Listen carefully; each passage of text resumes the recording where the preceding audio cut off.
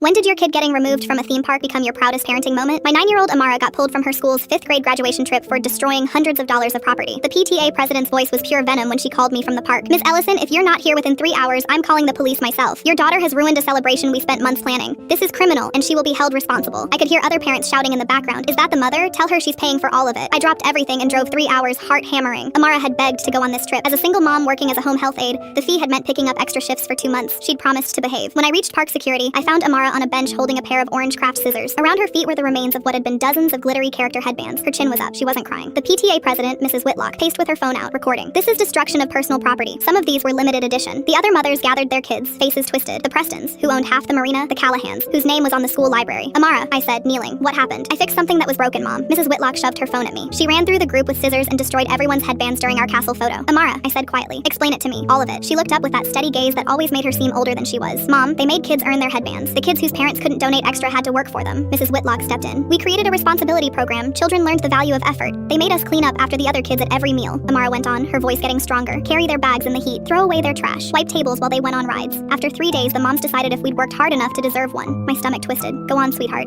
Theo cleaned up when a kid got sick after a ride. Priya carried shopping bags for hours till her arms had marks. Marcus missed the parade holding spots in line so other kids could ride twice. His mom couldn't donate because she's paying for his grandma's medicine. Amara's eyes filled. They gave me plastic ones after I cleaned for 3 days, but Theo's dad is sick, and his mom used everything on treatment. Theo worked harder than anybody. He smiled the whole time. He ran to get napkins. And yesterday the mom said he didn't earn his because he looked tired. They said he wasn't enthusiastic enough for the photo. The security guard shifted uncomfortable. Mrs. Whitlock's confidence was cracking. Kids with the fancy custom ones stood in front for the picture, Amara said. Kids with plastic stood in the back. Theo had to stand off to the side holding everyone's backpacks. No headband at all. And one girl threw a spare pair at his head because she didn't like the color. Her voice cracked. So during the photo, I cut them. All of them. Every expensive one. Because if Theo couldn't have one after being treated like a servant, then nobody should. I had to turn away to hide my face. She destroyed private property, Mrs. Whitlock stammered. There are consequences. What happened to the kids who cleaned? I asked. Were they allowed on the same rides? In the same restaurants? Mrs. Whitlock hesitated. Another mother answered too quickly. For logistical reasons, the working tier children couldn't access they couldn't ride with the fast passes even with their own money, Amara said quietly.